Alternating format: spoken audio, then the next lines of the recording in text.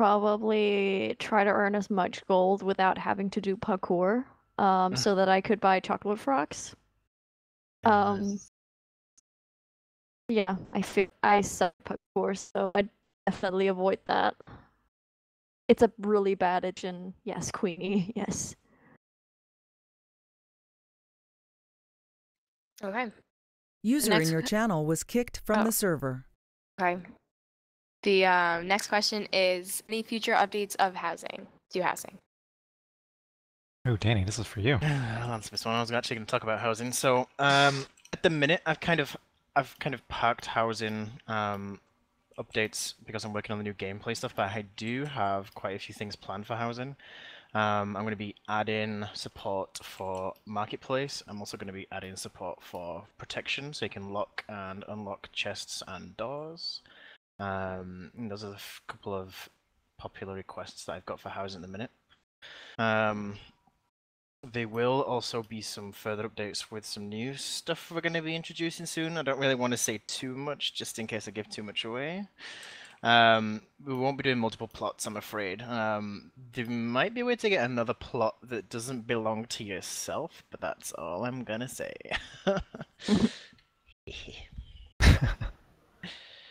Tease.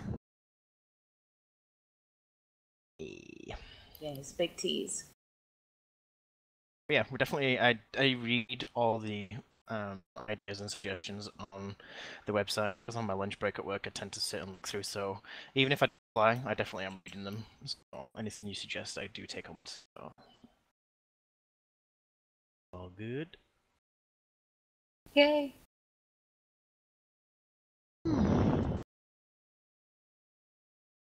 Next question. Let us move on. Next question. What are you going to do with the quests later on in the server? So many things. I'll answer that in my little spiel. Yes. Spiel. Should we get into that? If you guys are ready. I think it'd be a good idea. Okay. We don't want to make it take too long, and there's a lot to say.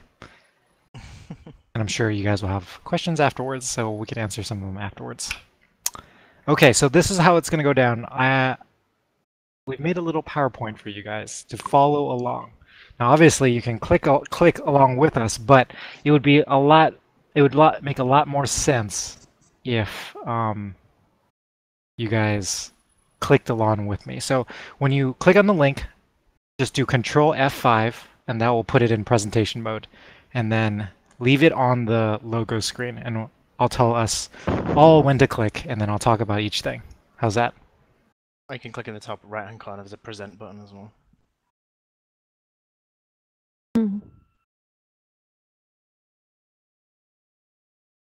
So I will give us 1 minute to open everything. Where's the link? You didn't send the link. Oh, I thought it was going to be in Sunnya was going to do it. All right, there you go. Scharf's got it. Way to go, Scharf.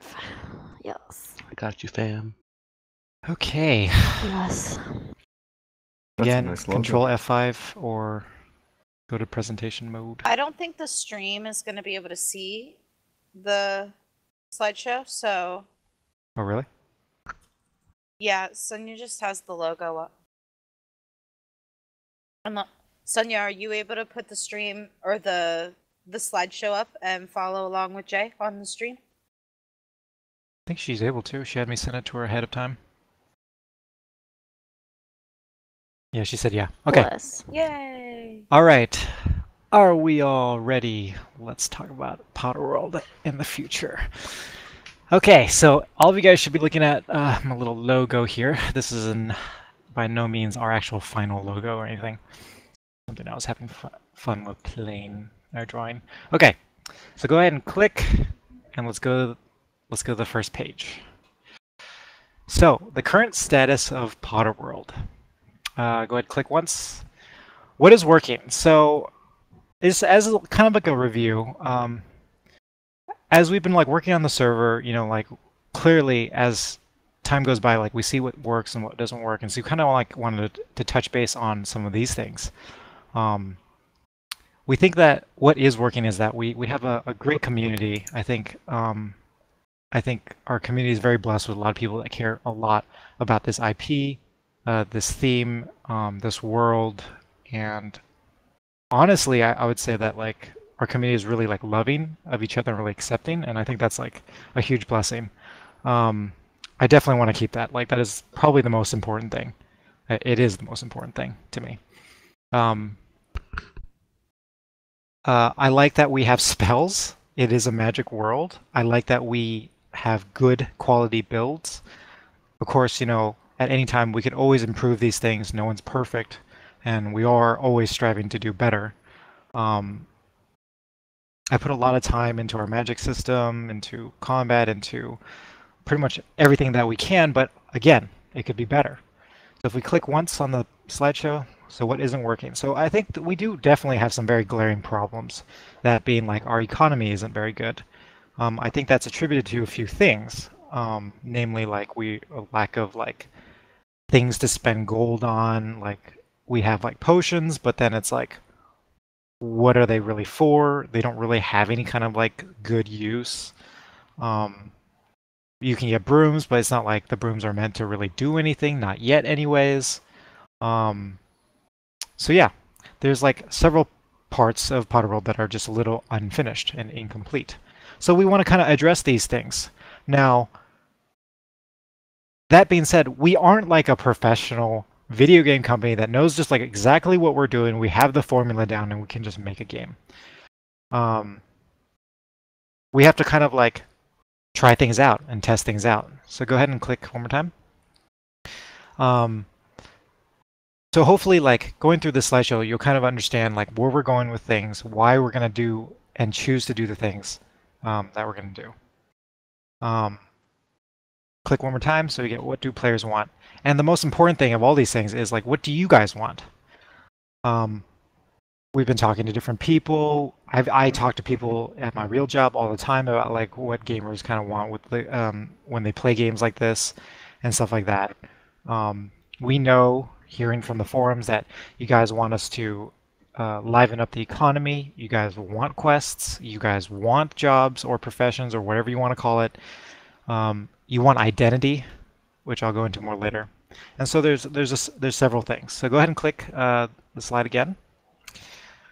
So the goal is, with all those questions, things that do work and don't work in mind, we want to work on something what we're calling the exploration update. I just figured that I'd follow kind of how Mojang does, like the little patches and what they call them. So go ahead and click again. So what do we want to accomplish with the exploration update? What I want to do with the exploration update is basically, we want to start putting some new things into the system that you guys can try out. Now, because we're not like a professional game dev studio or anything like that, it's kind of like a trial and error kind of process. So if you click again, this is what we want to include. So I'm just going to kind of list them all. So beta professions, herbology, alchemy, cooking. Click again. Magic rework to work with professions. Click again. Mob and looting system rework. Click. Next, item layouts. Next, economy changes, and then realms. Okay? So a few things about this. We want to put out 3 professions starting out. They're not going to be fully at its like maximum potential because we're going to try to figure it out. We're going to try to figure out what it is to have a profession. How do you level up? What is the kind of leveling up system you guys like? Will it be fun to level up this way or that way or this way? How do you guys like crafting, etc., etc.? Because clearly the potion system that we even currently have, I would say, is not at the full potential as what could be. It's cool that you can kind of click stuff and put it into the water. That's great, but honestly, it has several glaring issues. One is that if you're lagging, it doesn't like you since it's timed. It can get like really buggy and all that other stuff. So our new system would not be lag dependent or anything. So that's good. Now, that being said, the magic rework to work with professions. What I mean by that is, right now, magic kind of does everything on the server. It's literally like the main core of the server. Everyone wants to come on, they get more spells. Eventually they get enough spells, they graduate. So our current potion system doesn't work because okay, you can make like somebody say something great. Like, what's the point? There's really like no use for it. So what we want to do is strip out some of the things from magic and put them on these other professions. For example, we have a spell that can heal you.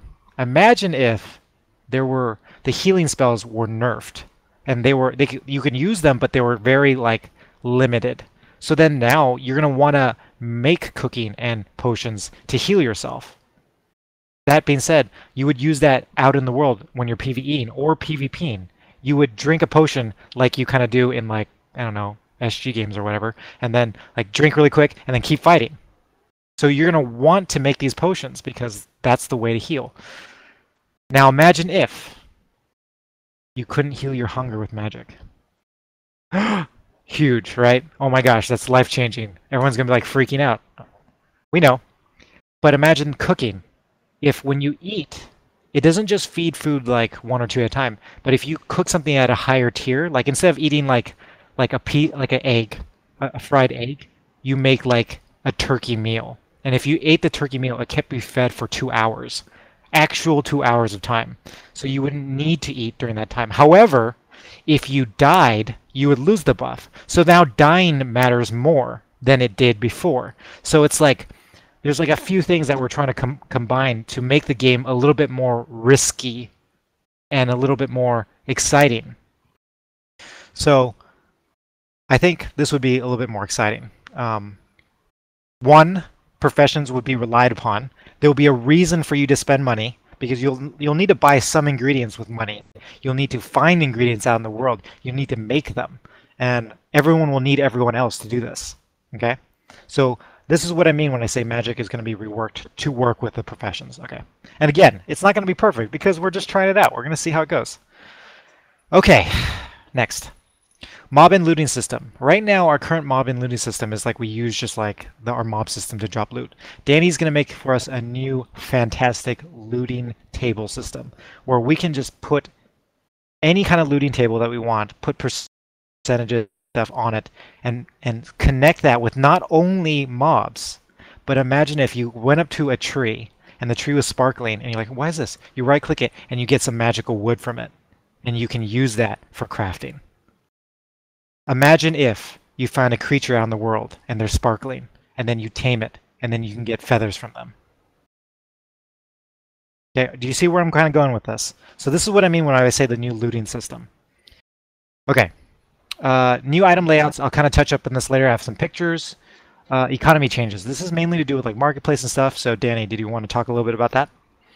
Okay, sure, yeah. So we released the first iteration of the marketplace, which replaced the original player shops. Now, we fully understand that this is not like the best it could be. So what we are going to do is we're going to spend some time on reworking the way marketplace works.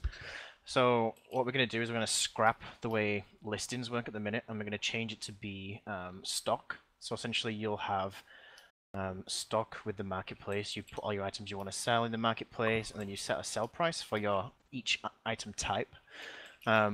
What we are going to do is then bring back some sort of physical shops where all the shops in Verticali will have NPCs in them, and the NPCs will sell items from players and not from the admin staff. So essentially, it's not a shop you own per se, however your items will be sold in those shops via NPCs.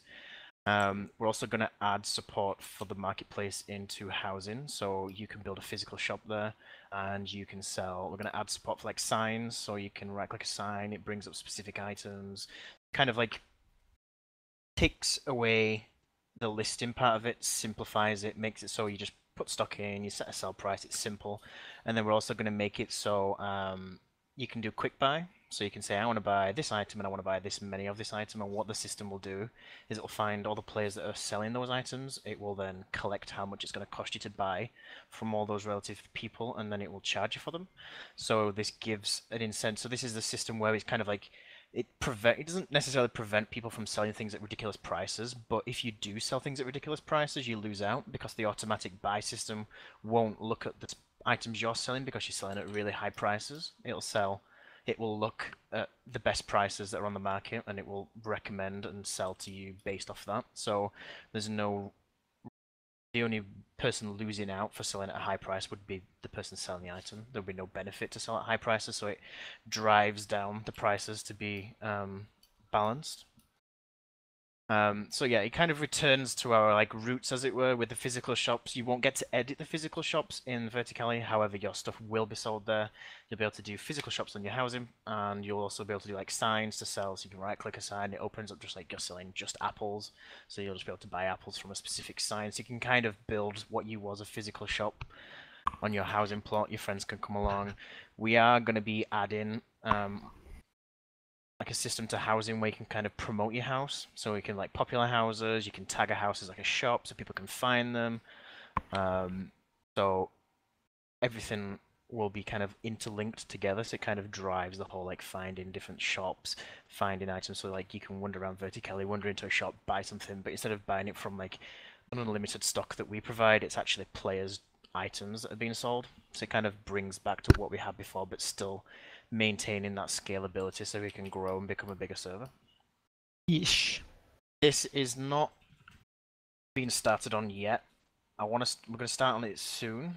So hopefully the end of this year you might see the marketplace update. All I would say is don't be scared of it, embrace it. We know the centralized system works better from a growth point of view. We know the current system is not too great. We're going to make it better, but please be patient with us. We will get there. We'll make it great, and we'll bring back what we had to an extent before, and hopefully we can make things better going forward for the economy. Yeah. And the most important thing that I want to iterate here is community-driven economy. We want to limit the amount of things that the server itself sells and have it be placed on your guys' shoulders so that you make the economy as healthy as you play, if that makes any sense. Okay. So before we go too far into that, because that's like a whole can of worms for other questions. Going to the next thing, which is realms. If you haven't clicked under after economy changes. So what realms is really simple. I mean, I know you guys have seen this on other servers. It's basically you go on, and then it's like, oh, do you want to join world 1, 2, 3, 4, 5?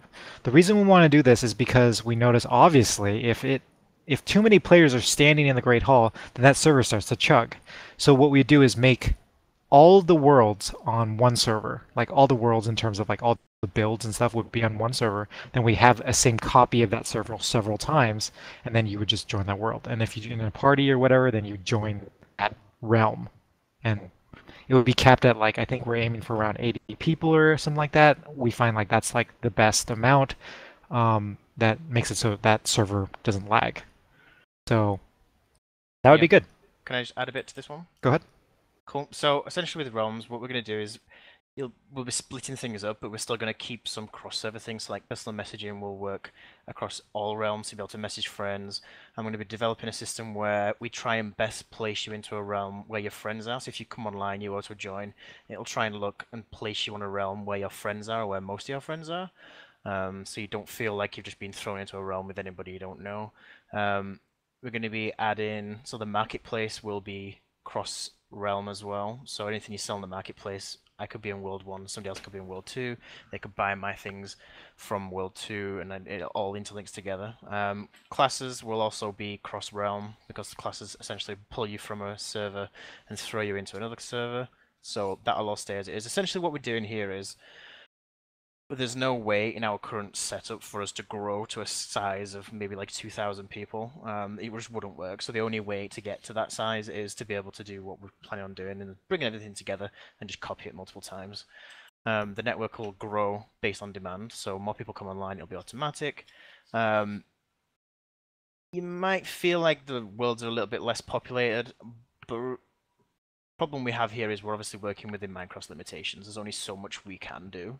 And in our current setup, if we carried on growing the way we grow, we wouldn't be able to run the server. It's pretty much as simple as that. The server wouldn't run, so we'd have to shut it down. Imagine like Christmas time every time. It would be terrible. Yeah. The only way to overcome this is to rework things to kind of make them a bit better. We're going to aim with 80 people to start with. If it works great, we might increase that to maybe like 90 to 100. but we find best at the minute that 80 is kind of like a sweet spot that works quite well, because obviously we've got a large amount of mobs, we've got entities, we've got players, so we'll see how it goes. We might tweak the values further down the line, but that's what's going to happen. Hopefully before the end of the year. I'm aiming for like September time, but we'll see. Okay, let's go to the next slide. All right, so new item layouts. Go ahead and click so you see icons and color coding. So basically right now, I feel like we have like a lot of items in the world. The items, like, they're all different colors, you know, they have all these different descriptions on it. So it's like, you know, it'd be better if we kind of like conformed everything. Keep it all organized. So if you click again, categories, so yeah, we're going to add categories, click again. You see core item function. I'll talk about that in a second. So click until the images come up. So here's some examples. Obviously gold is not necessarily a physical item, but I just kind of wanted to show it as an example. But like we are gonna like use these cute little icons so that the second you see the item, you'll know like, hey, this one is for a quest. This one's a food. This one's a material. This one's a collectible, etc., etc., etc. Overall, a makeover to make things just look more organized. And so when you're searching for things in your inventory, it'll just be a lot easier. Pretty straightforward. Now, the core item function. Basically, we need to have a way so in case an item breaks or an item is broken, oh, not just broken, but an item is like misnamed or the descriptions are wrong or there's some sort of grammar mistake. Danny came up with this awesome like core item function where we kind of register all the items that will go into the world. And basically what's going to happen is if I change one thing on the core item in the back end, it will change it for the rest of you guys. So let's say like the bruiser's bat said like this bait, B-A-I-T, is used for blah blah blah, and I'm like, oh crap, and we had already had this item out for like a month. And it's like, how do we fix that?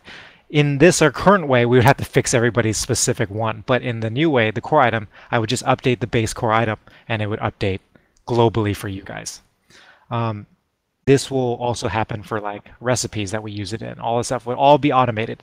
So all our items will then be registered.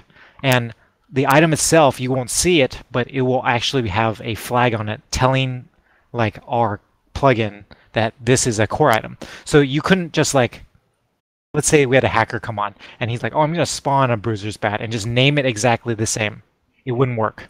Like it wouldn't be registered. Like that item is not actually we're calling them C items, a core item.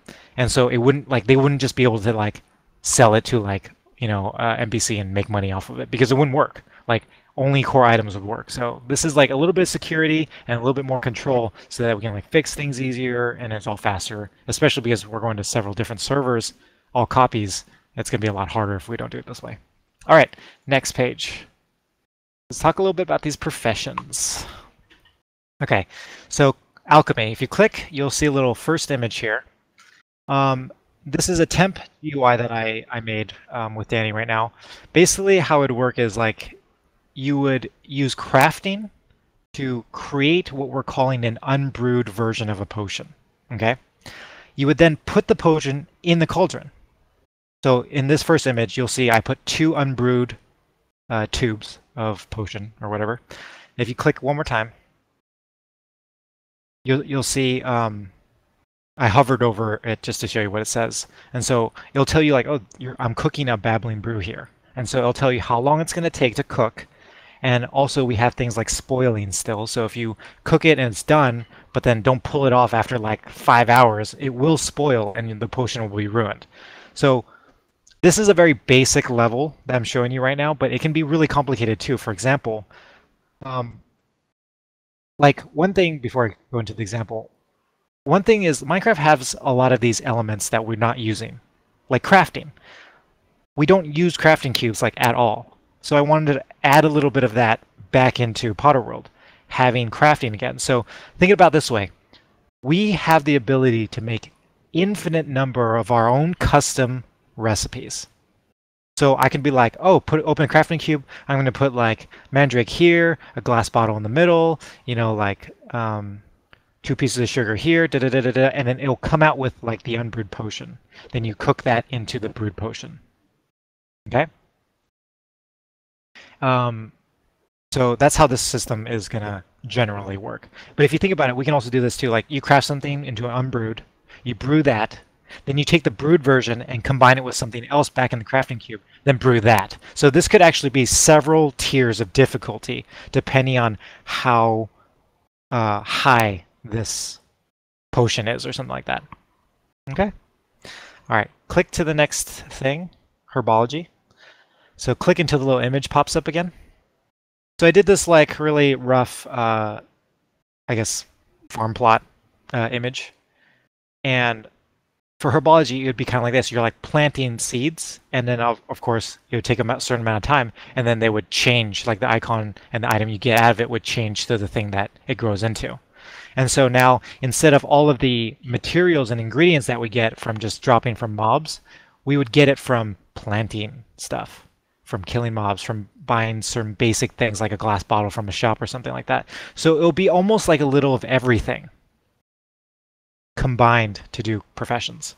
Okay, I'm currently working on the cooking GUI, so there's really nothing to show there yet. But if you click a couple times, the cooking will be the same thing, except think about like this way. Cooking will probably be like the fastest ones to cook. So you put in like a piece of steak, and in like 10 seconds it's done. Potions will be like a mid-level, so it would take from like 10 seconds to like 10 minutes maybe. And then herbology would take longer, so like 10 minutes to like an hour. Depends. And also, don't worry, we'll balance it so like you don't just get one plant out of this. You might get like 10 or something like that. So we'll balance it around like the amount of time it takes. But the idea is that you can do these things, and it's almost like if you think of it like Farmville or these other games that, you know, are on the phone where sometimes some things take really quick, some things take really long, and you combine them all to have a game. Cool? All right. Go ahead, click until you get to the next page, Magic Rework. So I touched a little bit on this, so if you click again, you should see healing spells, click again, feeding spells, AoE alterations, and then click one more time for magic and tandem. So basically, I talked about this before. We're going to be like changing the way healing, feeding spells work so that we put a little bit more reliance on the professions. So now the professions become necessary for the players to progress in the game. You're going to want to eat. You're going to want to make healing potions because you're going to want to go out into the world prepared. You're not just going to have spells to do everything for you. Think about like this. Potions aren't only going to be things that you eat. Potions are going to have bombs. You can throw a potion and it explodes and it hits an area of mobs. You can throw a potion and it creates an area of fire or lava or whatever. So literally, I want it to be like, in one hand you got a potion, in the other hand you got your wand, and you're ready to fight. Like, that's kind of how I see that. Same thing with herbology and food. You're going to want to eat. Prepare yourself. Certain foods at higher level will give you buffs. For example, totally stealing this from Breath of the Wild, but giving you extra hearts. So you're about to go into a dungeon. You know you're going to take a lot of damage. You eat a high-level food, you get like 5 extra hearts. You're ready to go. Okay? And you're fed too, so you won't run out of stamina. Roots.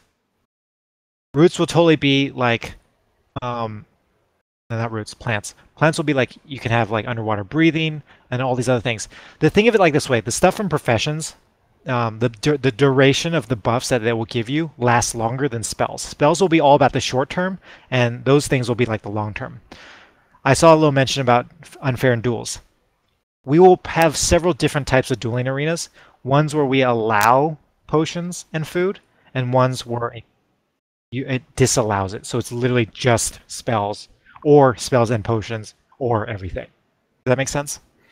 So we can easily balance dueling, but dueling isn't the only thing we worry about. We want the natural form of the game to be fun for the rest of you guys too that don't duel. So the magic in tandem, what I mean by that is basically it just needs to work with the profession system. And then the AoE alterations is like, for example, right now I know that we have like meteor is like a big area radius and stuff. We might start shrinking some of those things. We'll adjust it so like maybe it casts faster but smaller, but then you have potions that kind of do what meteor did. So then you have like literally like these handheld bombs that you can kind of throw in the middle of combat, and you'll know that'll do a lot of damage. So that kind of stuff. All right, next page, mobs. So go ahead and click current mob mindset. Let's just click through all of these so they appear really fast. And you'll stop at resource nodes. Okay, so the current mobs that we have they're not bad, but like they're very limited because one, I think that we only have like one mob per difficulty. So like there's not like an easy version of a Death Eater or a Dark Follower. There's not an easy version of like an Acromantula. They're all like really hard. So the mindset is that we're going to have some areas where they're easier, but of course the loot and experience that they reward is lower. So then we'll have like a wider range of mobs. And so I'm kind of drawing from like Diablo 2 here, where Diablo 2 and Diablo 3, basically you'll have like some regular mobs, then you'll have like a hero mob. And the hero mob will obviously be like a lot harder and be harder to kill. So we want to add way more mobs into the system so that it'll be more easy for like lower level people to kill and then higher level people to have more of a challenge. I talked about the loot tables already a little bit, but basically Danny's loot table system can bind to mobs, nodes, which nodes I'm calling them like maybe it's a tree, maybe it's a mining node, maybe it's something, you know, that's all loot tables. And then that's what I mean by loot tables plus the resource nodes. The resource nodes will be mainly for other professions in the future, but it's going to be like not necessarily you go kill a mob to get like iron ingot. You'd find like a mine, and most likely what we're going to do is like model like a cute little like 3D model of a mine, and you'd find it out in the world somewhere sparkling, and you can like harvest it. So that's going to really push the exploration part of the server, because you won't just be able to go out and just like kill things and that's all you need to do. You have to go out and like look for things and find nodes. Okay. All right, so let's skip to the next thing, quests and items. Now, I know a lot of you are interested in quests. You guys have seen the daily riddles that we've put out. This is like the very basic quest that we have. Myself, Hunter, a few of the other guys have started working on more intricate quests, including chain quests, quests where you kill things, quests where you find things, quests where you get to places, bring things to other people. Like, think of it like MMO quest system. So other than daily riddle, if you click again, we have daily quests. Now this won't be like just like go out and find something, but this might be like, oh, today you need to help Mr. Fletcher find like 6 pumpkins or something. You know, things that like will refresh. The way I kind of think of it is like you do these quests like once a day, but then they reset within like a few days or a day or a week. And so you can, and they rotate. So you can, it's always kind of something different, but this is one way you can make money, because you can go out there and do it again, get some more money, get some more experience, do things. Exactly, you can like brew 3, they're actually called the Lulling Love Liquor is what they're called now. Maybe brew 3 of those and bring them back. And you'll have more stuff basically for you guys to do on a daily basis. Click on it again, open up the exploration into chain quest. So this is something that we're going to be exploring a lot in the exploration update. Basically throwing some quests in there that you guys can do every few days, where essentially it's not just one thing that you do, but it chains into other things. Like first off, maybe you go find a book. Then the book leads you to like a hidden location. Then the hidden location tells you to kill 5 spiders. Then it does this, then it does this. Then it's almost like a small little story that we lead you down. We already have things like this on the server that we're working on back end that work. So it's just a matter of time of us making it for you guys to play. Okay. Click again, story quests. This is further down the line, but we really want to have Potterworld with an overarching story. Something that happens as the main quest chain from like the beginning all the way to the end. So that's something we definitely want to work on. Click again, item formats and naming. We already talked about that. Using the icons to represent the item category. Core items, which I already talked about again. All right, go to the next page. Exploration update. Wrapping it up. So what are we, just to kind of reiterate, what are we trying to achieve with the exploration update? We're trying to learn what's going to work and what is not going to work for you guys. It's important that you guys like give us the feedback during this time, because we won't know what is fun to you guys unless you tell us, right? That being said, keep in mind this is Minecraft. We can't do like, we can't just add giants like outside of the one giant that we have into the game where they have like, oh, like their left hand is a freaking scythe and their right hand is a gun. Like we can't do those kinds of things. Like I know we want this to be like a full MMO, but we'll do our best, you know? Click again, and click one more time so it should stop at which leads to. So basically, we want to treat this as the time for us to kind of learn what's fun for you guys and then make a better thing in the future from it. Okay? All right. Should we stop here for questions or should I just keep going on? Keep going. Okay. Click. Which leads to Potterworld the Phoenix update. Okay. So what is the Phoenix update? So if you click again, the goals. Using all the knowledge and player tested experience from the exploration update to make the Phoenix update better. Click again. So what are we adding? Click one more time. We're adding the tree profession system. I'll go into what this means later. Next, player leveling and classes. Next, new world map. Next, story-driven main quest line. And of course this means side quests, dailies, daily quests, all that stuff. Daily riddle, all that. World zones, I'll explain what this means. And minigames, okay? All right. So the next few slides, I'm going to go through what these are one at a time. Okay, so click one more time, player leveling. All right, click one more time. How will it work?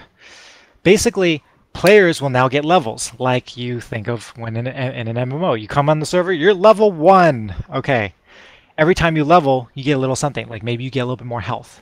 We are actually going to break the 10 heart rule and go past that. We're going to have more health than 10. When you level, you get a little bit more health. You get a little bit more regen. You get a little bit more mana. Okay? You want to level because you want to grow as a person. Your quote-unquote magic ability grows as you level up. Click one more time, gating content with levels. Levels also provide for us another thing. We don't want to give you guys too much information all at the same time. We want to gate a little bit of the content so that you're not overwhelmed with literally like, oh, I just dropped you in the middle of the sandbox, which is a giant world. Go, do things. Because I know when I play a new game and that happens to me, I'm like, I don't even know what to do. So we will control a little of the content by being like, oh, you're level 1 through 5. You can kind of just do this area for now.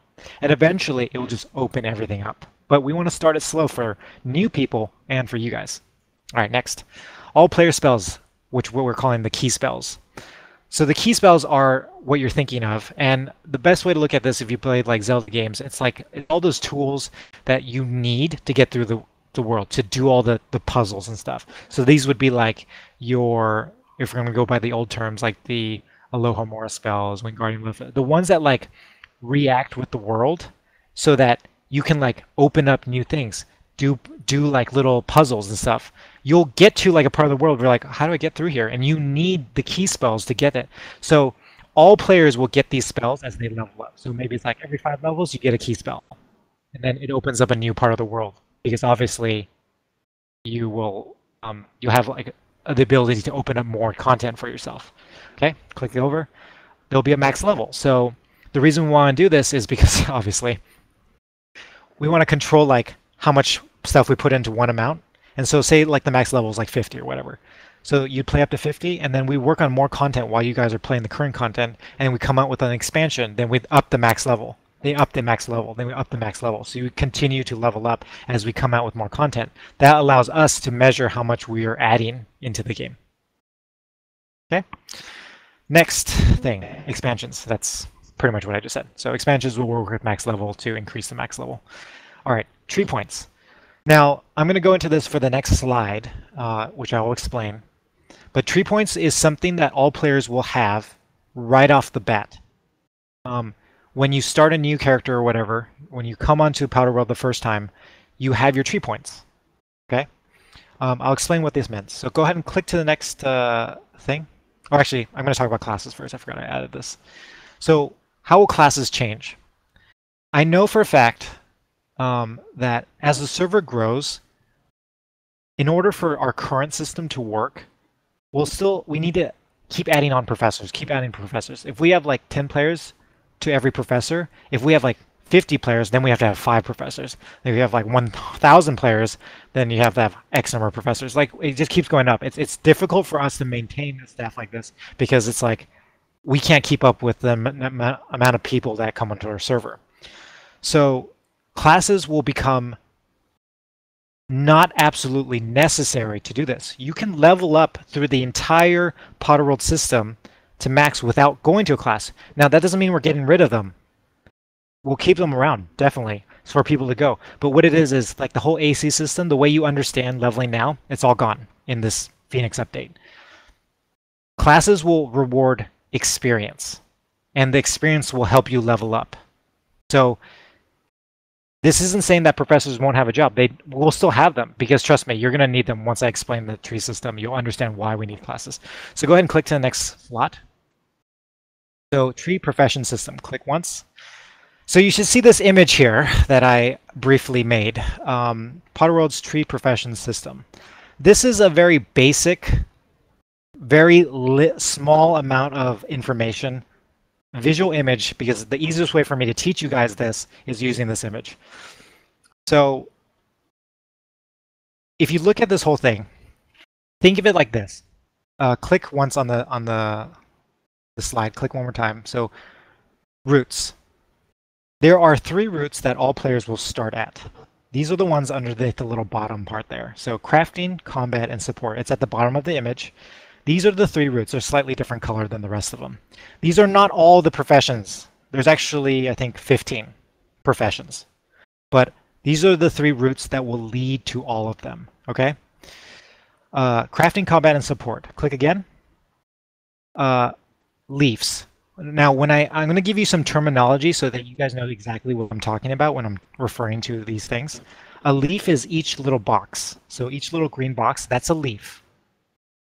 When you attain a leaf, you get bonuses. Like, for example, if you're in the crafting route and you I got the very base route, then it'll be like, oh, crafting. Okay, now you can make like apple pies. Now you can also make a turkey sandwich. Now you can also craft, I don't know, crappy wooden brooms or something like that, right? So when you attain the leaf, you get little bonuses from it, okay? Click again, branches. When I refer to branches, I drew a little image there. It's the 3 combined leaves. So if you're looking at the crafting one again, those 3 in the line, that's a branch, okay? Click again. The tree is the entire thing. So if you go above the roots, the tree is that entire whole segment. So duelist, that whole thing would be a tree. Okay. Alchemist, that whole thing would be a tree. Okay. Click again.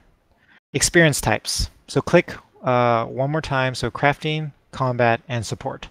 So when you do quests in the world, when you heal people, make food, kill things, you get experience associated with that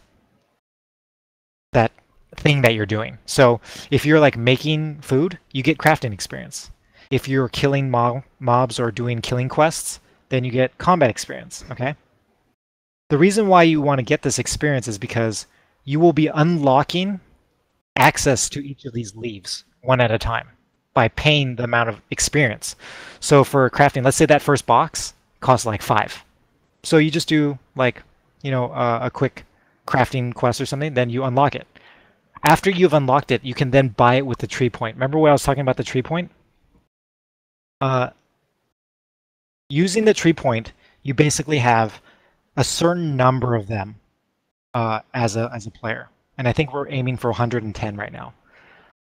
The reason why we add this is because we want to limit how many of these things you can beat. You can't actually beat all of them because we want players to rely on other players to do things. You'll have some players that I'm going to be an alchemist.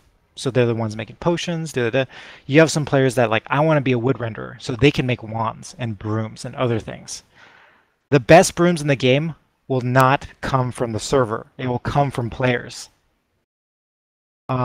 So the players will kind of have to rely on the community for the system to work.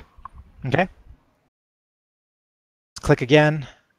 what gives them, click again, unlucky leaves. Okay, so basically I talked about a few of these things. So again, just to reiterate, you get experience points to unlock each of these little leaves. Then you use the tree points to actually buy them and obtain like the bonus from them. It's that simple. Okay? But since you only have a limited number of tree points, you can't get everything. That's on purpose. Okay? This also adds another element. If you want to respec, you can at any time unclick a leaf. You would get your skill point back, but the part that you lose is the experience. So this is why you want to go to classes. Because let's say you're like, hey, I got 2 of the leaves in crafting, but I don't want to use them anymore. So you take them back. And you're like, I want to put them in combat. So you go to a combat class to learn get some experience for combat. Then you can use them to unlock the combat tree. So that's what classes are mainly going to be used for. So it's actually going to be really useful. You don't have to go to classes. You can still get the experience just by doing regular things, but you can if you want to. Okay. Go ahead and click. So roots and trees. So all players need to go through the root system to get to the tree system. Now, what I mean by that is, for example, say you want to be a duelist. In order to unlock the duelist tree, it will have requirements like, oh, you need to go down this branch and this branch. And you need to get all the leaves in those branches, and then it will unlock being able to even be a duelist. So think of it this way. You can customize your player, your character, as however you want. We want to make the game so you don't have to kill a single mob and you can hit max level. That's the reason why we're doing this like this. We know there's players out there that don't care about killing things. We know that there's players out there that want to just be a healer. That's okay. You can use this system and do that. You can literally play Potterworld exactly how you want and still get to max level. That's the whole point of this. Because think about it, you don't have to be a duelist. If you want, you're like, oh, I want to get a few of the points in duelist, but then also get like crafting stuff. Sure, you can totally do it. You can be like a jack of all trades, or you can be a master of one trade. The idea is that by the end of the system, you'll be able to max one thing and about half the root of another. Okay? So 1.5 things. I know that I have some names on there. Beastbinder, Woodrender, Wayfinder. These are all like temp names that I have right now. But these are kind of the things that we're planning to have. So go ahead and click to the next page. Professions, root trees, required branches. I talked about that. So there's 3 types of professions. The basic, which will only require you to get 1 branch to unlock it. Hybrids, which require you to get 2 branches in 2 different roots. And then elite, which means you have to unlock in 1 entire root to do it. So all the branches of 1 root in order to unlock an elite profession. Elite doesn't mean it's better than hybrids or basics. It just means like it costs more to get there. Okay, click again. So you have like this, it looks really complicated graph. But this is kind of like how we're going. And the way to kind of read this is, if you look at the little boxes in the middle of the screen saying like, looking at the first one, duelist, you'll see TP and BR, right? TP is tree points. So that's how many it costs to unlock being a duelist. And then the branches is you need 3 branches to unlock it. And then it goes down the line. Again, these are all subject to change. This is just like kind of like our first alpha version of this, because it's like complicated, obviously. So we've started it like really, really early so that we can kind of figure out the math, figure out how to balance it, figure out like, you know, what kind of benefits you can get. So think about it this way. I know some of you that are duelers, they're like, oh, I'm totally going to be a dueler. But the thing is this, there's actually 5 types of combat professions. You might not necessarily want to be a duelist if that's not the way you fight. Same thing with the other ones. Do you want to be a woodworker, a tailor, an enchanter? Do you want to be a wayfinder, a chef, a mystic? Like, they all have different bonuses. In fact, the very last leaf in each thing gives you something awesome. Let me give you an example. Like, people are like, what the heck is a wayfinder? Wayfinder is mainly like an explorer. So by getting, like, mastering wayfinding, your default movement speed will be higher than everyone else's. Your app rate will go farther. Or Ascendio goes farther. And then to get this, if you open that last one, our idea for this is this. Think about it. As a wayfinder, you can create port keys for other people. And you can create portals that people click and teleport to different parts of the world. And only Wayfinder master wayfinders can do this. So think about it. A wayfinder could totally make money by selling ports to different parts of the world. Or transporting all their friends side-along apparition to another part of the world. But only wayfinders can do this. Wood renders. Wood renders will be able to create the fastest broom in the game. You won't be able to buy that from any kind of shop. But think about it like this too. All of these professions work together with each other. In order for a wood render to create that very amazing broom, they're going to need to collect wood. They're going to need to get certain elements from other people. Like maybe they need to go to a beast binder, which is our Care of Magical Creatures guy, and get like a phoenix feather from them. But then the phoenix feather isn't just the basic one. You need to take the phoenix feather to the artificer, which is an enchanter, to enchant it to be uber powered. So then you need different elements from different people to make the thing that you want to make. Now, we don't want to make the entire system based on, oh, you have to go to everyone else, because that's going to be really annoying, okay?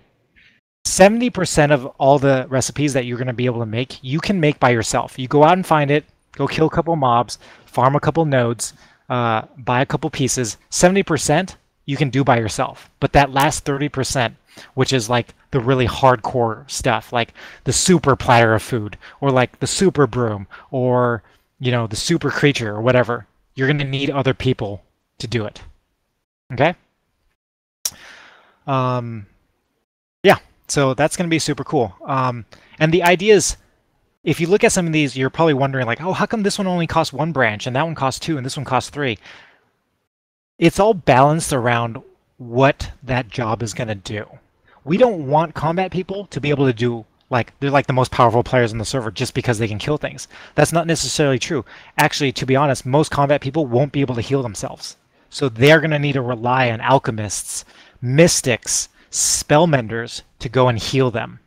So you're going to want to play together with other people, go into dungeons, because you can't just go like, I'm just going to waltz in here, I'm a Gryffindor, you know, I'm just going to cast some things and people are going to die. It's not that simple. You take enough damage, you will die. So you're going to want to bring gear or people with you. I can say that because I'm a Gryffindor. Okay, anyways. All right. And the cool thing about some of these is some of them are hybrids, obviously. Like a beast binder, you'll have, like, think of it like, I don't know, like a little bit like Pokemon, where you take care of like the creatures that you kind of tame, but then you can use some of the creatures in combat. It's not going to be straight up Pokemon. You're not going to like throw out a Pokemon, then choose the move, and then it's like turn-based. It's not going to be like that. But think about, like, if you tame a Phoenix, you get the Phoenix Flames ability. So you can use a spell where a Phoenix comes out and attacks your mobs for you. That kind of stuff. So some of these are mixed. Some of them are pure combat for those people that want to do that. We have one that's like a Warden. The Warden is kind of like a tank. All their abilities are close range, AoE around them. They have wards that protect themselves. So they don't do a lot of damage, but when you take one with you, they can soak all the damage from all the bad guys, and they can buff their team to help them survive like a combat phase. So again, all of this stuff is kind of like, we're working on it now. We're hoping to make it as cool as possible. We want every single one of these professions, that final leaf, to give you something so awesome that you're like, oh man, I love to duel, but man, Wayfinder would be awesome. Or man, Wood Render would be awesome. Spell Threader would be so awesome. In the future, when we flesh some of these out, we will explain more what all of them do, what bards do, Defiler, Mystic, etc., etc. But for now, I don't want to go too deep into it because there's a lot. Okay. Click over the world map. Click again. What is the new map? So basically, a while ago, we thought about how to make this system work. We can't have the way the world works now, which is all the builds are kind of like in their own little teleported area, and then they're all kind of surrounded by mountains, and that's it. And you can't leave the zone. And if you want to leave the zone, it just teleports you to a new area. We need it to be cohesive. We need there to be a world that you can actually explore. So go ahead, click again. So we're going to have world zones, and I'll explain what that means, brooms and flying. I'll talk about that in a second. Click through quest hubs, dungeons, and now click on the first image so the first image comes up. This looks really small. However, this is actually a very huge map. We have this already made, and we're working on it now. Basically, this is going to be the first iteration of what our world map is going to be. Click the image one more time. You can see Hogwarts right there in the top left. That's Hogwarts. That's how tiny Hogwarts is on this map so far. We are going to be putting most of the overworld things on this map. So you'll physically be able to travel from Hogwarts, or Hogsworth, all the way to Wizendale. And then you can travel all the way to London. There's going to be a few things that we won't put in here. For example, the Ministry will have to be on its own world because it's supposed to be underground. And Minecraft only has a certain limit to its height, so we can't fit it in here. So we'll have like a second world that's like all about the underground stuff. But yeah. But think about it like this. All the realms will have this copy of the map on there for everyone to explore. And we're going to be segmenting up this map into zones, the world zones. And the world zones is like, this zone will be this difficulty, it'll have this many quests and stuff like that. Okay? All the stuff, the bases, all the stuff will be on this map. So what does that mean for brooms and flying? We want you to use brooms and flying. However, currently, I think the brooms are actually too fast for this. Obviously, because we're going to have wood renderers, the wood renderers will be able to make things that will boost the speed of your brooms. So you're going to want to go to wood renderers to buy things that go faster and faster and faster. But we don't want it to go too fast because obviously we don't want to make all this content and just have you guys zooming over it, flying over all the stuff. So the way we're going to do it is this. You will not be able to fly in a certain world zone, which is like a small little area that we designate, until you do all the quests in that zone. So you go to a thing, you have to walk, and you do all the quests. When you finish, it's like, you have finished this zone. You can then fly in that zone. Okay? So that's how that's going to work. Mainly because I feel like, and this is a problem even in World of Warcraft, when we added flying mounts, basically, it kind of broke the game because now people just flew over all the stuff that people made. So it was just like, what's the point? Exploration was just kind of gone because people just didn't care. They would just fly over it. So now, by making you do the quest first, the quest will kind of lead you through the zone manually. Just like, okay, go here, go here. So you'll kind of like figure out that small zone area just by doing the quests. And then afterwards, you don't need to walk it anymore. You can fly it through that zone until the next area. Okay? Quest hubs, obviously this is, I think, if you play any kind of MMO game, basically you reach like a village. Oh, there's something happening here. Do it. There's quests. Do the quests. You figure out what the story is with that area. Da-da-da-da-da. You know, it's a quest hub. And then dungeons. So this is exactly what you think it is. You and a few of your friends go into a party, you join a dungeon, and you try to conquer it. And at the end, there is awesome loot for you guys. Yes, we're going to do loot. We're going to do armor with stats and like that. However, I don't want the game to be about stats. So it'll be balanced. I want it to be balanced. I don't want it to be like, oh, you both of you are max level, but this person has better armor than you. They automatically win. I do not want that. I hate that kind of gameplay. So armors will do different things. If you get a bonus from armor, you'll get a negative from the armor. Oh, you get 5 more fire damage, 5 less ice damage. So there's always going to be a balancing game of playing this together. Okay? Click over Minigames. So I know we've talked about this in the past, but I'm just going to click through some of these a few times. Sky Wars, Spell Wars, Arenas, CTF, Team Deathmatch, Theme Party Games, and much more is planned. Basically, we want to add all the ones that you guys love on Hypixel, Mineplex, all those things, but our own version of it. Because what makes us special? We have magic. So what would a Potterworld version of these games be? So that's kind of like where we're going with this. This will also tie into leveling. You'll get experience for doing this. So you'll play and you get experience. So why not play? You're tired of leveling? That's okay. Stop. Play some games. You're still going to level by doing it. Awesome. You get some money from doing it. Awesome. So basically, we want to give you guys more stuff to do. We know one of the main things that is wrong with Potterworld right now. You hit max level or graduate, the game's over. What do you do? So here's one thing that I'm going to tell you. Right now, I'm planning there to be 100 levels in the Phoenix update. Okay? Now, how does that work with years? Let's say you start from the beginning of the server. How does that work with years? Every 5 levels is 1 year. Okay? Which means by the time you're level 40, you're graduated. But what does that mean? You've only played 40% of the game and you just graduated. 60% is still outside of the school. So think about that. That's what we're kind of going to go for. Okay? All right, go to the next page. So what does all this mean? With all of this, if you click, so it shows why it's necessary for this new game. So basically, with the new talent tree system and all that stuff, obviously right now, the way Potterworld works right now, everyone is the same.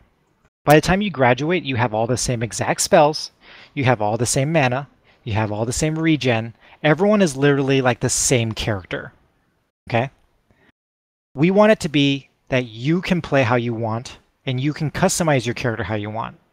You want to play someone that hits really hard but like can take like no damage but moves really fast? Do that. You can totally do that. You customize the character to play how you want, and because you can respec at any time, you can change it constantly. But it just requires playing more. That's it. So this system, it cannot work with our current system, obviously, because right now, all the spells everyone has. And in the new system, we're going to be spreading the spells out. So instead of having like 90 spells, where like, I don't know, probably 60% of those spells are like useless and just like purely cosmetic. We want to make it so you have like 30 spells, maybe 40 spells, and those are all super useful spells and very customized to you. So that's where I want that to go. So if you click over, so what this is going to mean is that we're going to need to do some sort of wand reset, where basically you'll get to restart from the beginning of the leveling experience. But I know that's going to be like, oh my gosh, why are we going to do that? Because if you think about it, I imagine if I were to put any of you graduates at level 1 and be like, okay, go ahead, play. And you're just like, aha, fiend fire on this pig. And they just like die. It's just like, it's not going to be fun for you or anyone else. It's not going to be fair. So the best way to make this fair for everyone and make it fun for everyone and actually work is for us to reset the wand. Okay? But I'm going to explain a little something. People are going to be like, oh no, I'm going to lose everything. Your donation items will not reset. You paid for that. That's yours. That's yours forever. Okay? Your collectibles that you got from all your events in the past will not reset. Those are yours. You've earned them. You get to keep them. Next. Player progress with spells. Okay. I don't want to leave you guys high and dry, so I thought really hard about this for a really long time. The collectible spells will also be kept. Anything that's considered a collection is yours. Okay. Think about this. We will read how far you are in your current progress, and we will give you a boost in experience in the new system. So say you have like your year 5. We will calculate what that means. We'll figure out a formula, and then we'll give you a boost. And right away, you'll be like, oh, I got a whole bunch of crafting experience or combat or support. And then you can right away just start putting stuff into your system. So it's not completely like it means nothing to us. we don't want to just be like, well, thanks for playing, but we don't care about you, but because that's not true. The honest fact is that we need you guys to make this work. We won't know how the Phoenix update will play out unless you guys tell us what is fun. And that's so that means it's going to take our time and going to take your time. So we don't want to leave you high and dry with that. We want to reward you. If you click one more time, and 2 more times actually. So on top of that, I'm going to make an exclusive one-time reward for people that reach graduate now before the Phoenix update. So if you click, I'm going to make a custom hat that no one will ever get to buy. No one will ever get to get any other way just by reaching graduate. A custom wand staff that this group of people will get, a pet, and a custom wand particle color. So this is my way, my personal way of saying thank you guys for playing Potterworld as it is now. We know it's not perfect, but we want to reward you guys because you guys stuck it through with us this whole time because we love you guys. There is no Potterworld without you. This is like the most important thing is you guys. So like I didn't want to be like, yeah, let's just reset everything. Let's not, oh, they're going to be mad. Oh, I don't care.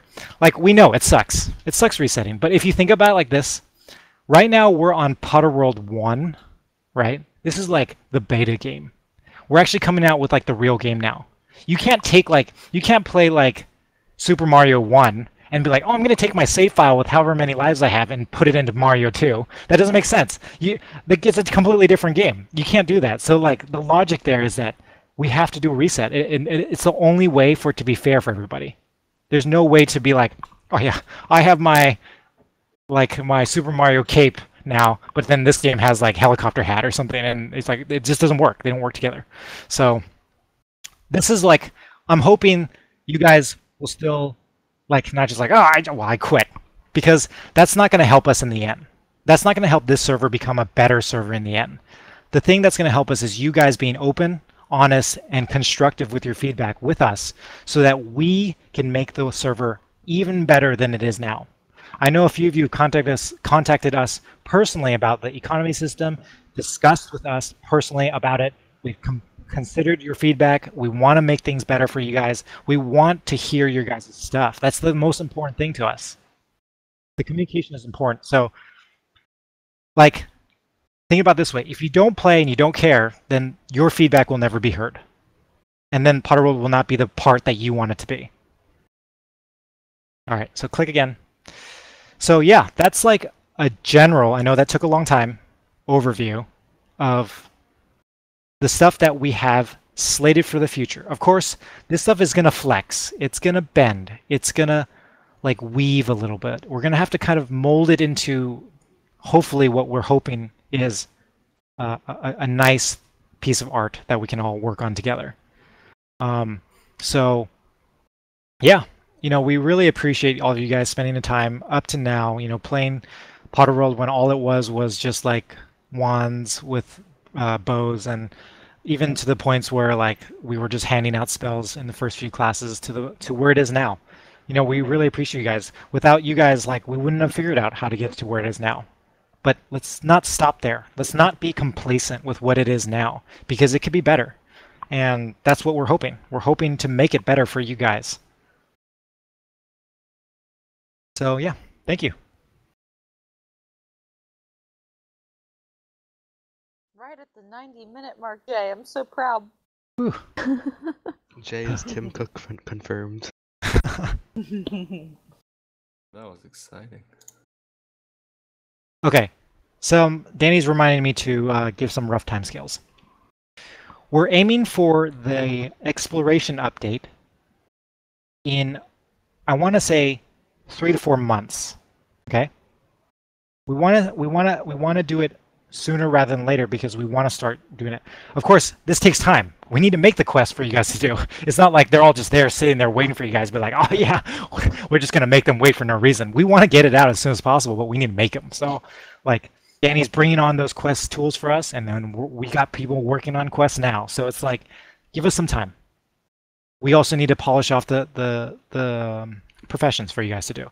I need to work with the magic team to figure out how to balance the spells and all that stuff. the Phoenix update is still well a ways away, because that is a huge overall rework of the system. So that's going to be way down the line. Don't worry about that right now. Let's take it one step at a time, and let's focus on the exploration update. We're going to want to put that out, and then we're going to want to hear your guys' feedback.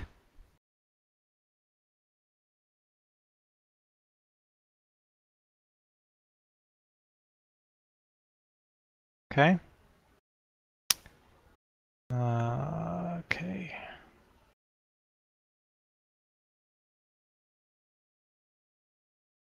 Okay. That was powerful.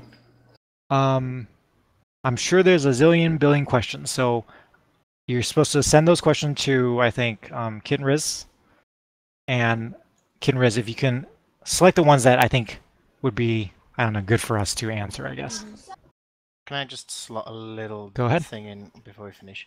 Okay, so based off everything we've talked about, what I'm going to be doing in the next week or so is releasing 2 mini-games. As you can probably understand, it's going to be taking a lot of work for us to make these new systems. So what I want to do is give something to the players to keep you busy for the summer. So we're going to release Spell Wars, which is our take on Sky Wars. And we're also going to release a new Arenas plugin, which is basically going to replace the dueling system. So you can queue up in 1v1. Staff are currently testing the 1v1 arenas. I'm hoping to maybe have those out tomorrow, if it all goes to plan. And then we're going to work on getting all the balancing sorted out for Spell Wars, and we'll get that out probably next weekend. So at least there's some stuff to do.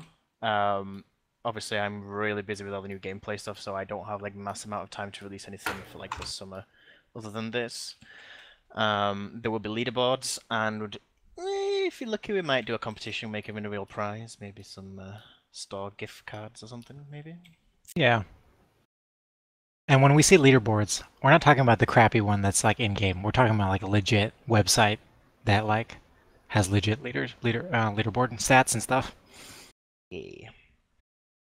Thank you, Danny. All right, questions. Rhiz or Kit? What's gonna happen to the gold when things get reset? We're gonna have to figure out what to do with that, mainly because gold will be important, way more important in. I'm talking about the Phoenix update right now. The exploration update, none of that stuff changes. There's no reset or anything for any of that stuff for Phoenix. I mean, for update. This is mainly the Phoenix update that I'm talking about.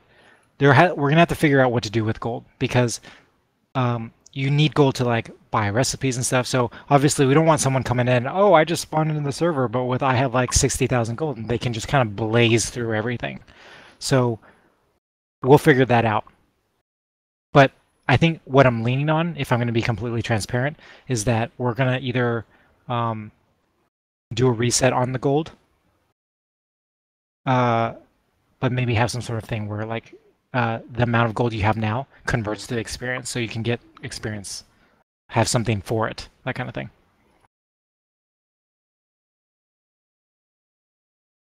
Next question. We're just waiting for them to come in yet.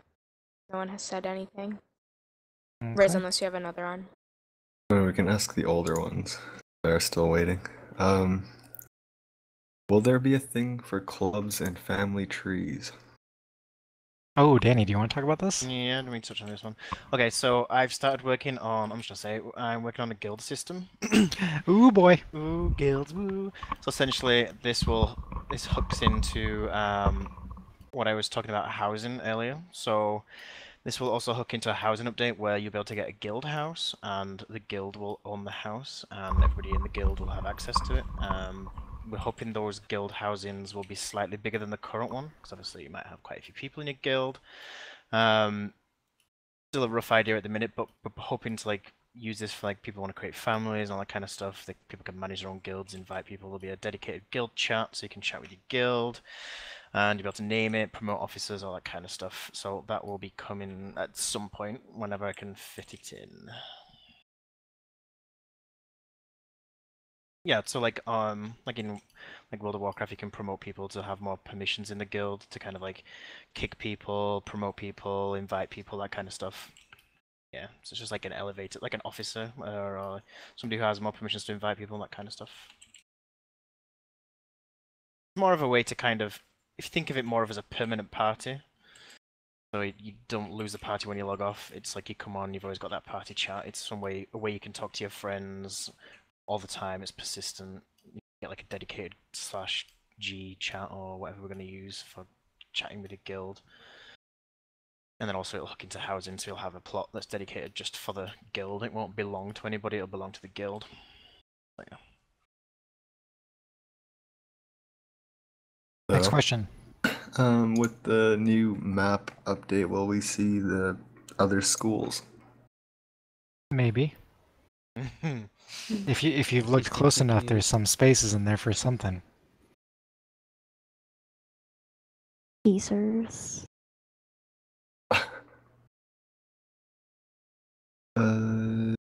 This says, will you be able to eventually max out every tree, or will you have to be dependent on other players to fill the gap? That would be the latter. Because you have a certain number of tree points, 110, and each box will cost a different amount, each leaf, sorry, you will run out. We want that because we want the community to rely on the community. Think of it like real life. Can you go out there and literally master everything in the world? I'm going to master piano, saxophone, drums. I'm going to be a coder and an artist and a this and a that. I honestly don't think anyone has a lifespan to do that. You could try, but yeah.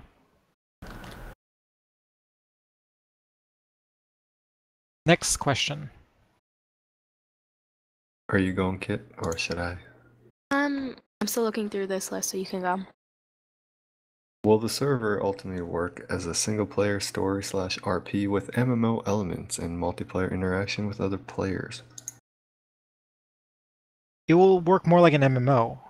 Think about it like this. I know Shijun's working on some things where essentially, without any kind of connection with like the title of having Darkfollower or any of that stuff, you can choose to do Darkfollower quests, and if you do, it locks out other quests. You and your friends can do this.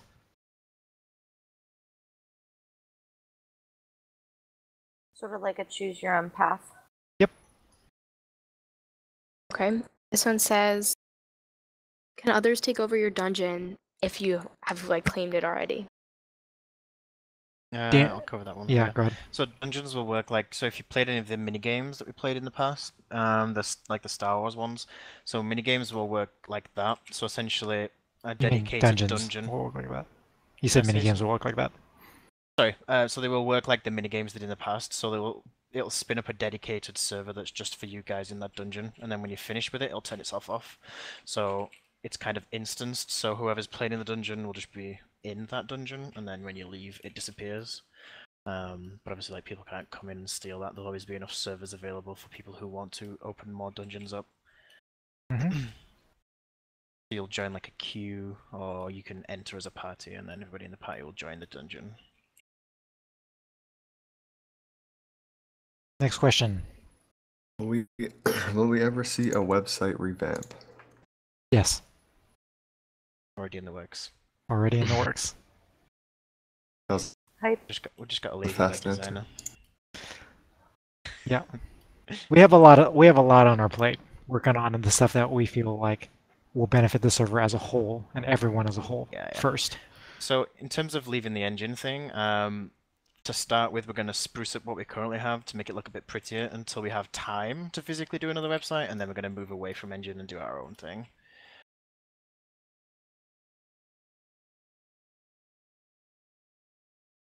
Next question.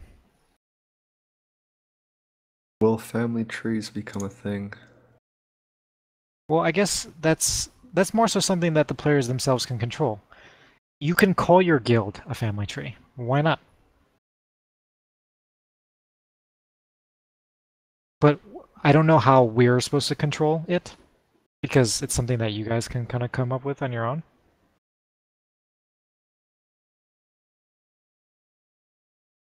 So I don't like the. I guess the answer would be no. Family trees won't be a thing on the server side.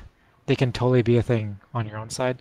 So if you're like the Pure Hearts is, let's say that your family name, then you name your order or your guilds or whatever you call it, called the Pure Hearts, and there you go. Now you have your family of Pure Hearts. Okay. This one is, will the new story and quest system unfold around the server's lore or be based around the movies and books, or even a combination of both? As you guys can tell with Potterworld, we kind of want to move away from like canon lore. The reason why we want to do that is because, you know, that story has been told. This is our own story. This is your own story. We don't want to tell that story again. You guys already know what happens. We want to make our own story.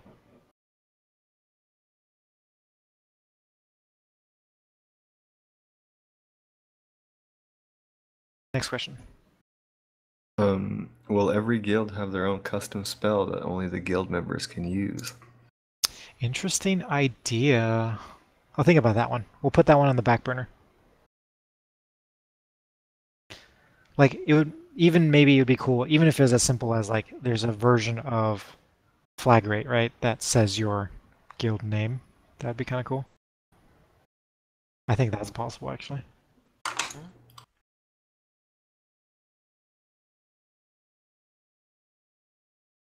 Next question.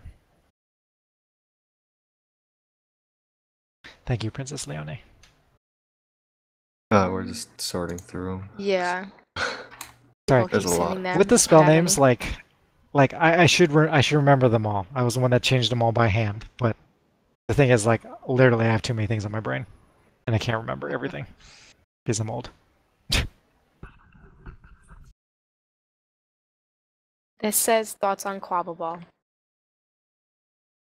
It's awesome. It's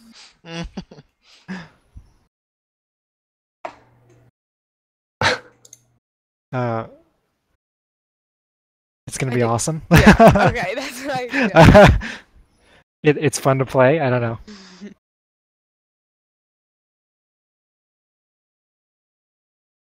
Don't worry. Once that comes around, you guys can tell us what you think. Wait, Cobblepot? What? What? What? What? What?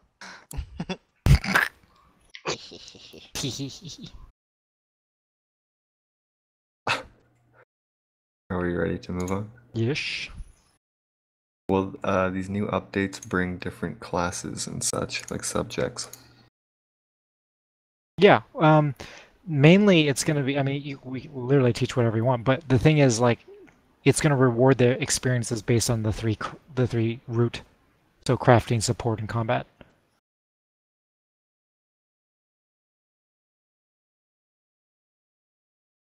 Okay. This is, due to the changes to healing spells and feeding spells, will the combat spells also be affected and changed? Yes. We have to rebalance them. We're not gonna just leave you like, oh, you can't heal anymore. Good luck. I care about PvP. You guys know this. So don't worry.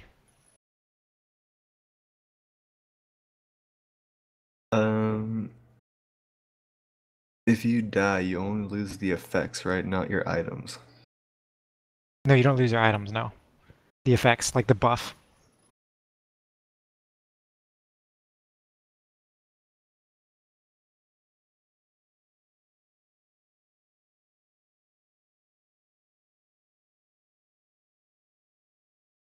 Okay, this one is, the realms update where the server would split could negatively affect the community interaction between players and generally make the world seem way less populated and active. What's your thoughts on that?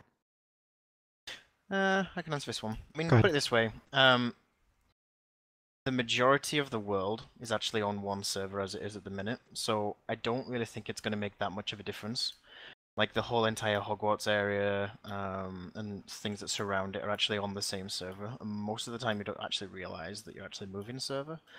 So I don't think it'll make that much of a difference. And obviously we're going to retain like cross-server PMs and things like that, and the marketplace will be cross-server, so that will all remain. You'll be able to switch between worlds really quickly. I mean, 80 people in one world is quite a lot, to be honest with you. Again, we're working to within Minecraft's limitations, and it's like we're doing the best we can do with what we have. And like I said earlier, there's no way for us to physically grow the server because we're getting that many new players every day, and especially during the summer, that if we don't change how the servers work, we won't be able to continue to, well, run the server as it is. We would literally be run out of ideas. It's the only way to do it. I mean, there's a reason why every other server does it, right? Yep. Don't worry, we'll make sure that like everything feels seamless. Like we'll make we're gonna make it so like when you can set like an auto join, so when you log in, it'll put you straight into a world. So you don't have to like join a world if you don't want to. It'll pick the best world for you based on where your friends are. So I'm trying to make it so like when you join a world, it's kind of like puts you at the best place. You can choose a world manually if you want, or you can just auto join. It'll find the best world for you where your friends are and all that kind of thing. So it kind of makes it feel like you're not too separated. However, it's as simple as it is. We cannot do it any other way.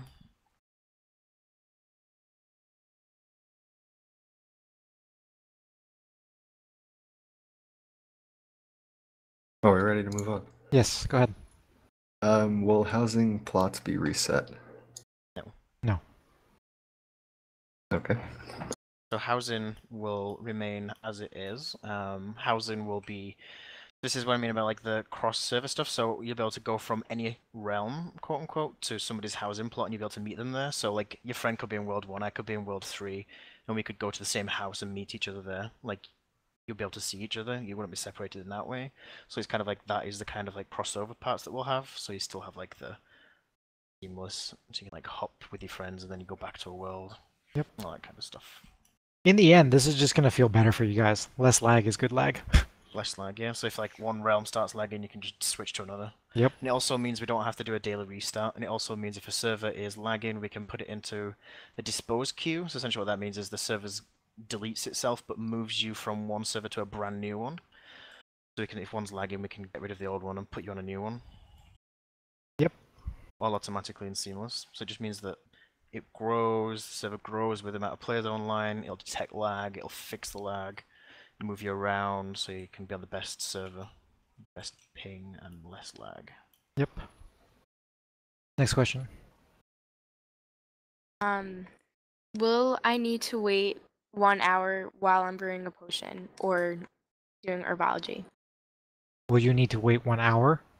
Yeah, that's what they said. Like, what do you need to wait in the GUI while it grows? Yeah, or... to like... No. You leave it there and then you come back to it later. We'll also even send you a message when it's done. And when it spoils, so be careful. So we want to integrate into Discord. So if you're on the Discord server, we'll send you a PM when your potions are finished brewing, and you can just hop back on the server and collect them. Yep. We're also going to make, like, not all potions are going to take forever to brew. We're probably going to have some rare. I see from a I do technical, so I've made it so a potion can take a week to brew if you want, or it could take 30 seconds. So however the guys who are building the new gameplay will make it, but we're kind of making it super flexible. So like, you have to work a little bit to get the rarer potions. It's not like something you can just click your fingers and oh, hey presto, I've got an amazing potion that can blow everything up. Yep. You have to kind of work and put it in for like maybe an hour or maybe a day and then come back and get it later. Yep. It kind of feels like there's a purpose to what you're actually doing. And we're gonna have a nice balance. So there'll be things that you can brew faster. It's not just gonna be like everything is 5 days and then you're like, well, all right then, you know. There'll be stuff that grows faster. Yeah, and also you need to look at it like this as well. When you put one thing in your potion, that's not your when you put one thing in your cauldron, that's not your cauldron tied up until it's finished. Each cauldron has up to about 24 slots in it, I think we've got it set at the minute. Yep. So that means you can brew up to 24 potions in one go. So you have space to put things in that take like, so if, say for example we have things that take a day to brew, you can kind of put those in, but also brew other things around it. So you can say like 3 slots are going to be for things that take a day to brew, and the rest are just going to be things that you can do really quickly. Yep. Are we good to move on? Yep. Yep. Will each realm have their own chats, like global, or will they all be linked? We've not really decided on this one yet. We might have we've got to think about it from this point of view. If we get to a size where we have like 1,000+ players, a global chat wouldn't really work because can you imagine how fast and spammy it would be? So it might be that we start where they're all across all of them, and then when we grow, we split them so each realm has its own global chat. We don't know. We've not fleshed that out yet. It's still in the air. We might keep it. We might make them per server. However, we will have chats that go cross server, like your guild chat, your party chat, your personal messaging. They will always be cross server. They can go between, and you can always like see one friend could be in one realm, or all your friends in parties could be in like 5 different servers, and they would all be able to chat with each other. Yep. Next question. Since cooks will be introduced, will getting food from plates at the Great Hall be removed? It will change. I think we're putting a cooldown on it, so you can feed yourself, but keep this in mind. That food only keeps you fed for a few, like, at least on Potterworld, it seems like not very long. Like, you eat, and then 10 seconds later, you're hungry again. So, like, that kind of, we don't want people literally be like, oh no, I literally have to savor this apple, otherwise I'm gonna run out of food. Like, it's not gonna be like that. But if you don't want to be, like, hassled by it, then you're gonna want to cook some food that's a little bit more substantial. We don't want it to be annoying. Like, we want it to be just a little bit more immersive and a little bit more reliant so that you guys want to make stuff. What will happen to the current roleplay system? Nothing. As of right now, nothing. Remember, roleplay is mainly you guys, but yeah, nothing right now. We'll probably talk about that and then talk to you guys and let you know what that's going to happen, but we haven't thought about like RP being changed or removed or anything like that right now.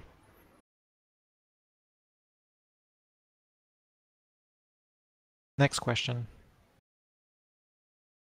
I'd say 5 minutes left too. Yep, 5 minutes left. Okay, this person wants an example, some type of foods that there will be in the update. I don't know if you can give that away. Types of food. Yeah. I mean, I don't think, Emily, well, actually, you're working on the plans, aren't you? Yeah. I'm doing plants, and I know I'm talking with Flash, because Flash is in charge of food, and so Yep. basically it's, the way it's going to be for food is that you're going to have to combine certain things. So I know that Flash is working on, like, say if I have to grow potatoes for herbology, and Flash, you can buy oil from somewhere, or like I know she wanted to make French fries, so that's an example. If you can make French fries, she wanted to make soup, so maybe you need some weird potion ingredients, and then you need some weird plants, and then you combine those in the crafting table, and it makes the soup. Yep. Like, for food, there's going to be a lot of crossover, obviously. Basically, the main purpose of food is that it feeds you. And then the higher up foods give you small little buffs. Like maybe this one makes you move a little bit faster, and this one makes you have extra hearts for a certain amount of time. Like that kind of stuff. But in general, like, it's food, so it can literally be anything. I could probably say turkey platter, and that would probably be something that would go in. Next question. Will there be a max number of members in a guild? Maybe. I've got to look at it from an infrastructure point of view, because obviously every time, like, I have to track where players are, what server they're on, if they're logged on, if they're not logged on, all that kind of stuff. So I've got to track all that information real time to be able to like send chat messages to the guild. So there might be a restriction on how many can be in it, but I don't think it will be like a super low value. Probably like 50 to 100 maybe at the limit. So it'll be a nice beefy limit that won't limit you too much. But obviously I don't want somebody to be able to go around and add every single person to the server to their guild and it just cripple all the back-end services. Yep. Alright, next question. 4 more minutes. Will each food have its own 3D model? Starting off, we're gonna, well, first off, there's not enough food. And we definitely want to use items that can stack, because how much of a pain if you had to carry on your body 20 apples that couldn't stack. So obviously Minecraft is limited, because we can't just be like, oh, let's use just all the model things that we did for wands, because wands generally don't stack. So that's not a concern. But we don't want you guys carrying 500 potatoes. So there is a limit. And eventually, yeah, if we have time to model out little models for them, why not?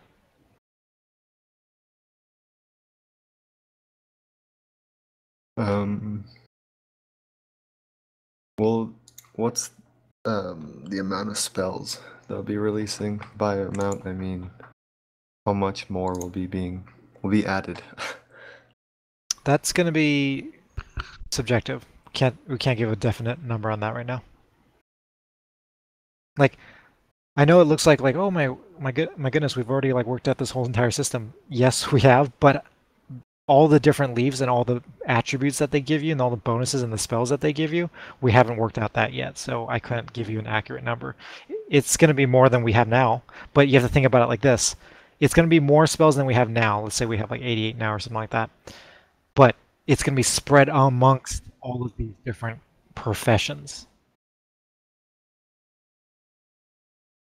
Will the staff system change as the whole prefect professor system is centered around classes, not a world?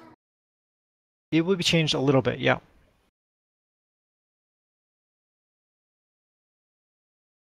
I don't think we have any other questions. Yeah, I'm checking through all mine. See. Yeah. Evil Sand said that they had a question, unless we did ask the question.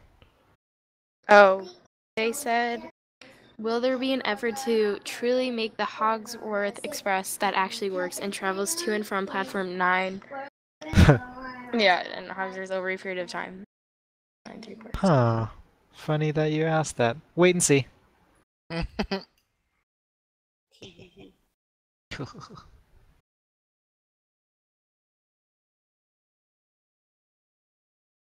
Anyone else?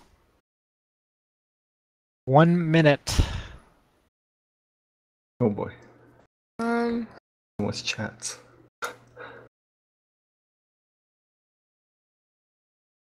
We will be looking at collision, whoever answers that question. Yeah. It's just a little We'll bit difficult. try our best to get rid of that thing. It's just a little bit difficult because we've obviously got like multiple versions of Minecraft to support and they all handle them in different ways. So it's a little bit challenging to cancel out collision.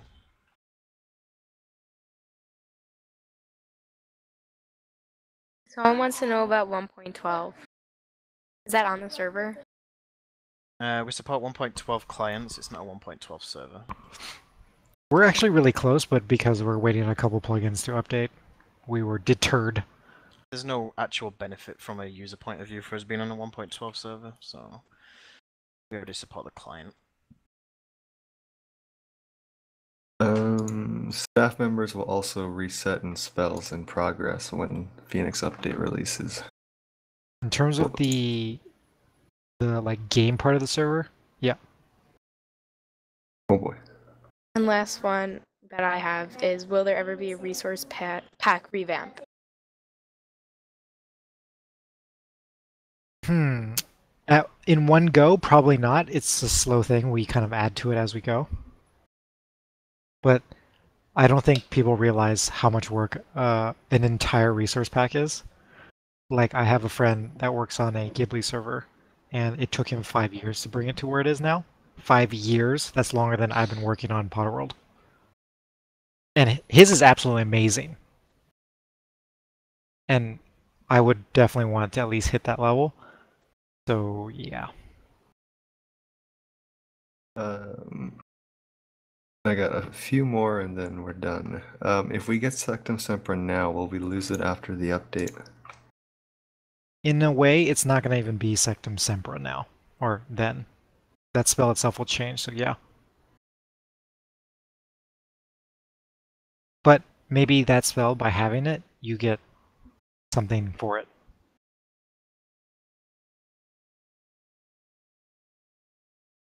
And last one, are we gonna lose all of our collectible items, as in like tokens and such from events?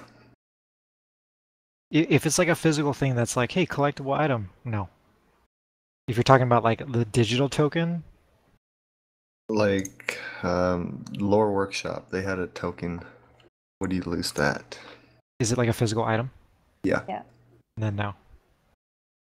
Anything that doesn't like contribute to you progressing in the game, you won't lose. Yeah. Like all the nostalgic things, like your little rewards and stuff that you've gotten from to going to our events, that's yours. We can't take that from you. It will automatically be tagged with all that flag stuff that we were talking about. So I'll have that little icon, it'll be like a collectible. Like, it will change, but it's still yours.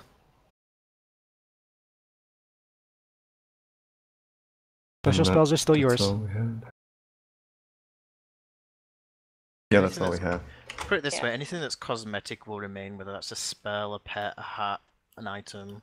Yeah. Anything that doesn't modify the way you play the game in terms of making you better, will remain.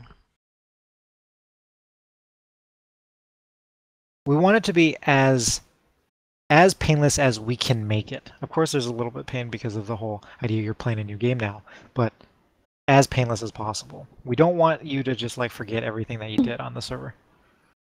All I would say is you just got to remember that the 1.5 update, which is the exploration, I think, update. Yeah, exploration update. Will give you a good like dip your toes in the water feel. So it's kind of like, oh, this is all. So when you get to the 2.0 update, it's kind of like, oh, this is all really familiar. I know how this works. I'm really familiar with this system. So it's not like it's going to be a massive change because we're doing like 2 staged updates. So when the second, so the first update will be kind of trying everything out, letting you try the systems out, and then when we get to the final update, we're like, oh yeah, this is really familiar. I already know how to do this. So it's not going to be drastic. Yep. And with that, right, we're good? Yep. I think we are good. All right. Indeed. Thanks, everyone, for sitting through my drolling voice for 2 hours, but... 2 years. 2 years, yeah. Seems like that for most people, probably. 5 years later. Thanks, guys. Thank you. Thanks, everyone. Thanks, everyone.